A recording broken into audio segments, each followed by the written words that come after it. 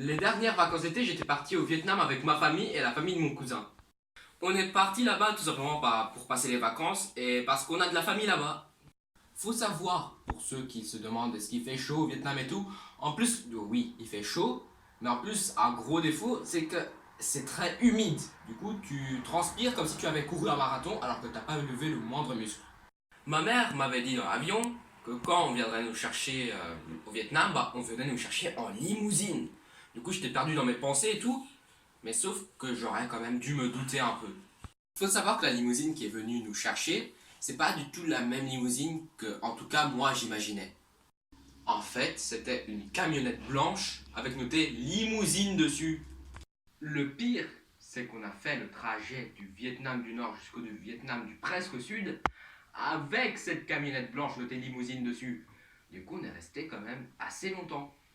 Comme bon touriste qui va au Vietnam, je suis allé dans l'endroit le plus célèbre du Vietnam, les collines de Da Bay Da Lang. C'était super beau, mais il y avait même des grottes où là on pouvait visiter dans les collines. Sauf qu'il y a un élément qui m'a quand même dérangé. Le truc, c'est que dans ces grottes-là, il faisait beaucoup plus chaud et humide que dans le reste du Vietnam. Du coup, j'avais la peau plus collante que celle d'un escargot.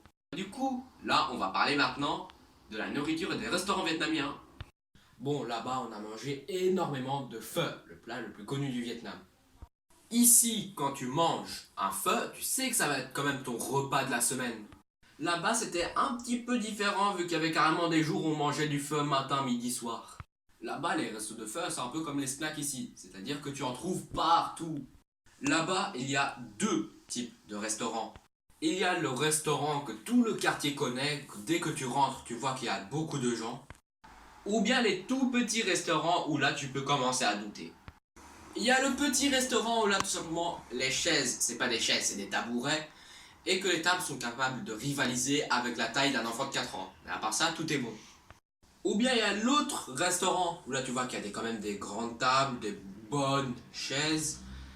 Mais qui a un petit détail, les petits lézards qui sont sur le mur et qui te coupent l'appétit. Mais bon, à part tous ces détails-là, bon, j'ai quand même aimé ce voyage. N'hésitez pas à lâcher un pouce bleu, à tout simplement à partager la vidéo avec tous vos potes et de vous abonner et à activer la cloche de notification si c'est toujours pas fait.